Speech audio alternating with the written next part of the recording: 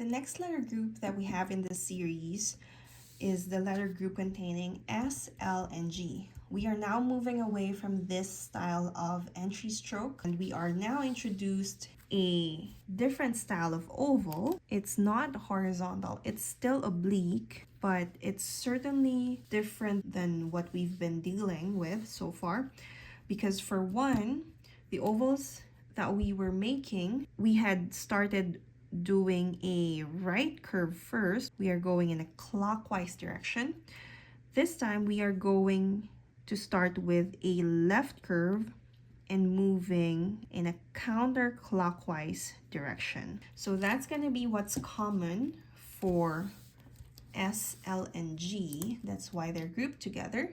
And actually, letter C, which I have moved into a different group, letter C would have the same exact top portion, but I wanted to group C together with O and E, being that the main body of C is an oval, and these three do not have the capital stem stroke, which these three do have. You can play around too with the angling of this oval and study exemplars of how different American penmen made it. In this example, it's slightly oblique.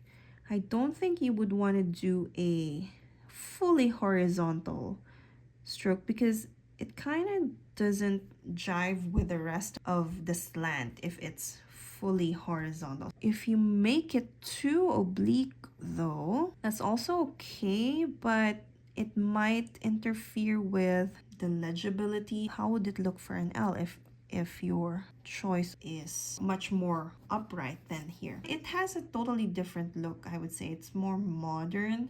It doesn't look quite as formal and elegant than here. So here is our S, wherein you want to start with the hairline and end with the hairline and the terminal dot. What I want to note here for our letter S is that it's more upright than your slant, because if you draw your S fully on slant versus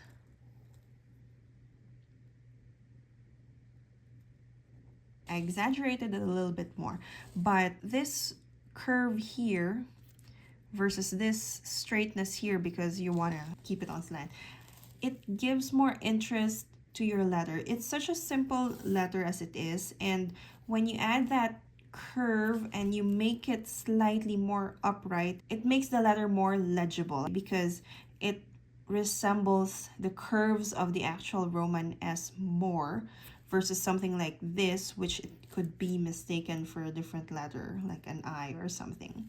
In the Zanarian manual, you could also find illustrations where they point out that the slant of the S is deliberately not aligned with the slant of the other letters, like L, for example, or G here. Try both ways and see how you like both of them. It's up to you. That's how we do our S. So make this in a counterclockwise motion. You could take a break here if you want at the top before continuing with the capital stem stroke, or you could do it all in one stroke. And then for L, this bottom part should look familiar because it's the same idea as your letter Q over here, wherein you're tracing an infinity stroke, and you would want to avoid an ink blob in the middle. So typically when I reach this point, I would lift my pen before continuing with the rest of the letter, which is basically just the exit stroke. And then for G, I like to imagine that I have a minuscule E that is twice the size of a regular E. It's just a slight curve here. It's not too straight. And then our capital stem stroke spans right about 2/3 of the whole letter. And we want to start with a hairline and end with a terminal dot. Hairline, slight swell because that's an ornamental shade.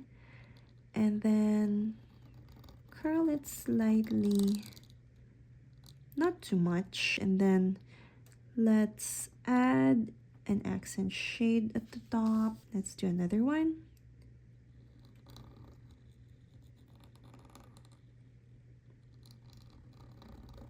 Okay, this one is more on slant, and see how different it looks. Which one looks more like an S to you?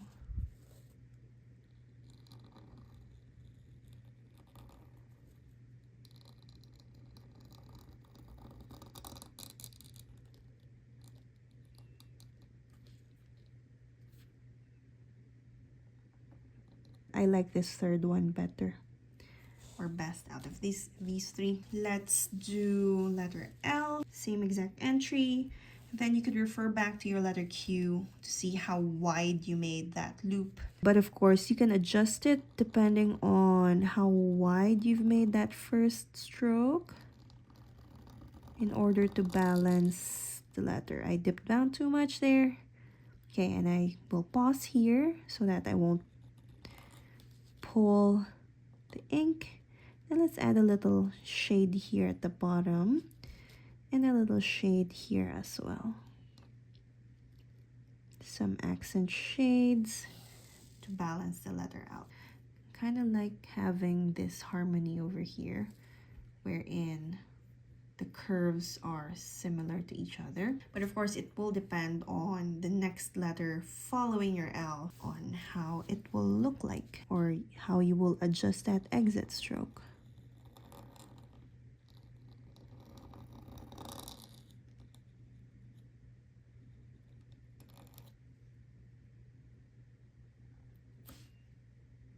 And it's sometimes nice to use these little accent shades to hide the shakiness of the hairlines, like how I just did for the top. So there's our S and L. Let's do a couple of G's.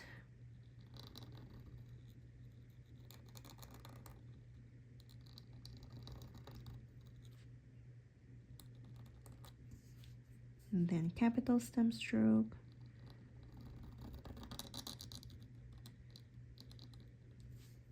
And because it's too open, it helps to add an accent shade there to close the gap.